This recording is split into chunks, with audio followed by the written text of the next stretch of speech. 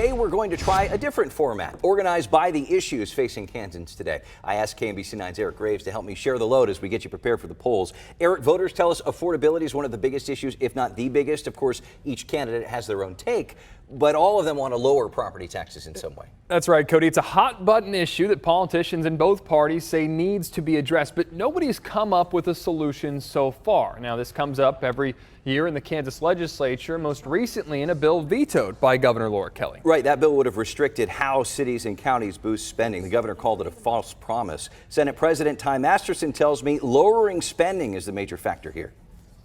What would you do if elected governor to finally get that over the finish line? Yeah, there's two things you need to do because the state, I mean, one of the complex things is that all that is local spending at this point, right? Property tax. But it is not responsible to keep it going down the path it's on. Well, that is the one tax. I mean, I'm not an attorney, and I don't know how property tax ever became constitutional, but apparently it is. But it's the one tax that taxes people on an unrealized gain, right? No matter if your house goes up in value, doesn't mean you have more money in the bank. Right, and so we have to stop these massive, rapid increases coming forward. That'll take a constitutional amendment, so you have to control that front door and allow for reasonable, smaller increases, not this out of control. And then you need to come in and have some revenue limits on the backside to just control spending. Allow local government to grow, but at reasonable amounts. You know, inflation, population margins, not excessive growth without the voice of the people.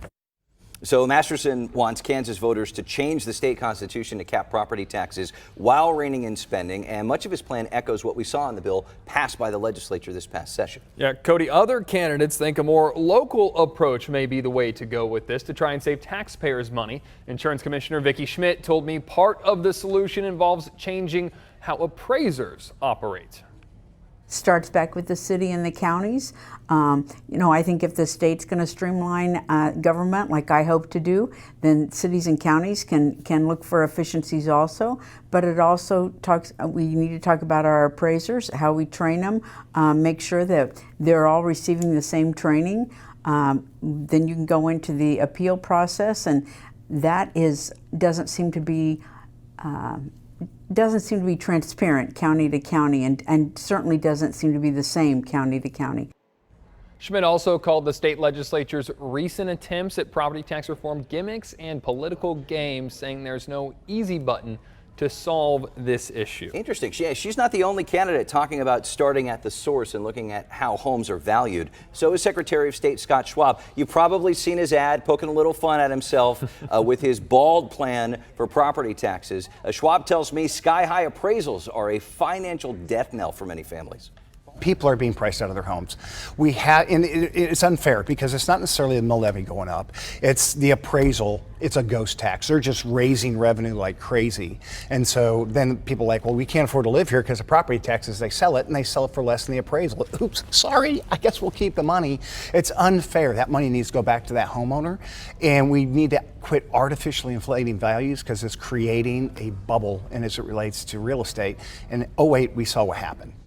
So two candidates saying, let's take a close look at appraisals, with Schwab also wanting to cut taxes for seniors, letting voters decide on property tax increases, and even cutting the state's 20 mil property tax, which helps fund public education. Yeah, to that end, businessman Phil Sarnicki agrees the tax burden has grown tremendously. He claims billions of dollars have been added to the state budget in the last several years without the population growth to spread the load. Sarnicki wants to reduce regulation to build businesses and create more jobs. One of the first things I'm going to do as governor is we're going to bring in an independent outside auditor. We're going to audit every single department and agency across the entire state of Kansas. We've already looked into it. There's a couple other states that have done it. We know the people that will do this. And so we've got to get rid of the waste and fraud. We've got to make the economy in Kansas and the government dramatically more efficient. We reached out to the other three Republican candidates to get their take. Former Johnson County Commissioner Charlotte O'Hara and businesswoman Stacey Rogers both want to work toward abolishing property taxes altogether.